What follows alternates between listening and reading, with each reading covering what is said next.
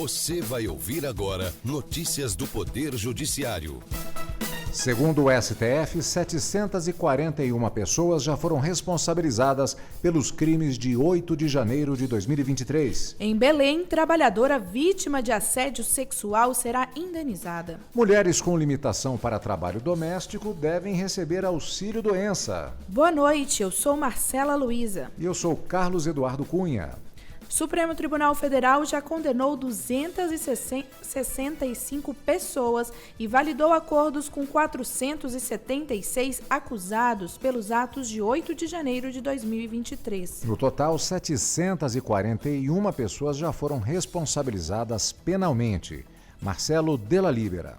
Dos 265 condenados, 223 cometeram crimes mais graves e 42 foram sentenciados por crimes mais leves. 4 pessoas foram absolvidas e as demais estão sendo julgadas pelo Supremo Tribunal Federal.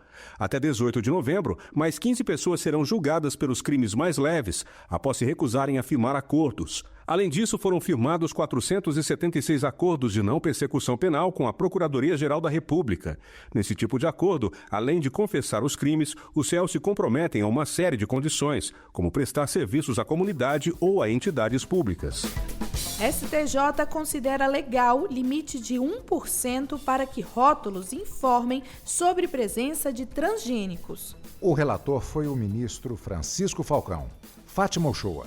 Em ação civil pública do Ministério Público Federal e do Instituto de Defesa do Consumidor contra a União, o TRF1 manteve sentença que definiu que a informação sobre transgênicos deve estar no rótulo de todos os produtos, independentemente de limites. Porém, a segunda turma do STJ avaliou que o limite de 1% é suficiente para proteger o consumidor sem onerar a indústria, conciliando desenvolvimento econômico com segurança alimentar. Para o ministro relator Francisco Falcão, as preocupações com o uso dos transgênicos na indústria alimentícia eram compreensíveis há mais de 20 anos, mas hoje já se sabe que esse tipo de alimento não representa risco à saúde.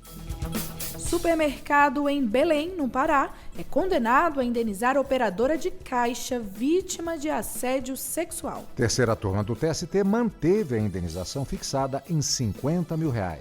Larice de Paula. A empregada foi assediada sexualmente pelo chefe.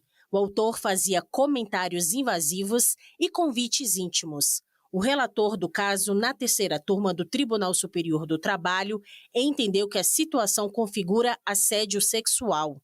Ele também destacou a presença de abuso de poder no caso, já que a relação de subordinação aumentou a vulnerabilidade da funcionária às investidas do superior. No Paraná, a Justiça Federal reconhece direito de 2 mulheres responsáveis por atividades domésticas do próprio lar a receberem o auxílio-doença. As duas têm limitações físicas que, segundo o laudo médico, incapacitam para as atividades de diarista e empregada doméstica, mas não para tarefas na própria casa. Neto Costa. Na sentença, a juíza explicou que as atividades domésticas realizadas no lar não são remuneradas, nem têm jornada de trabalho fixa, mas exigem esforço físico. Nesse sentido, ela reconheceu a incapacidade laboral das 2 mulheres. A magistrada ressaltou ainda que não se pode diferenciar as atividades exercidas no âmbito do próprio lar daquelas desenvolvidas profissionalmente, como empregada doméstica ou diarista, sob pena de se reforçar o estereótipo que desvaloriza o trabalho doméstico. Justiça Federal determina fim de prática abusiva de transcrição de guias exigida por um plano de saúde em Alagoas. A ação foi proposta pelo Ministério Público Federal.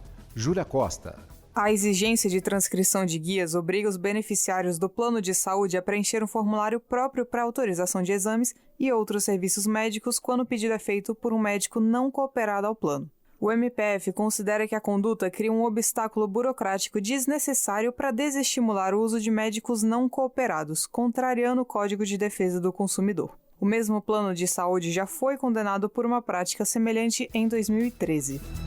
Você acompanha outras notícias do Poder Judiciário em 104,7 FM para o Distrito Federal e entorno. Ou pelo canal 1.3 da TV aberta em Brasília. Ouça também pelo TuneIn de qualquer lugar do mundo. E baixe agora o TV Justiça Mais. disponível na loja de aplicativos do seu celular. Uma boa noite. E um bom fim de semana.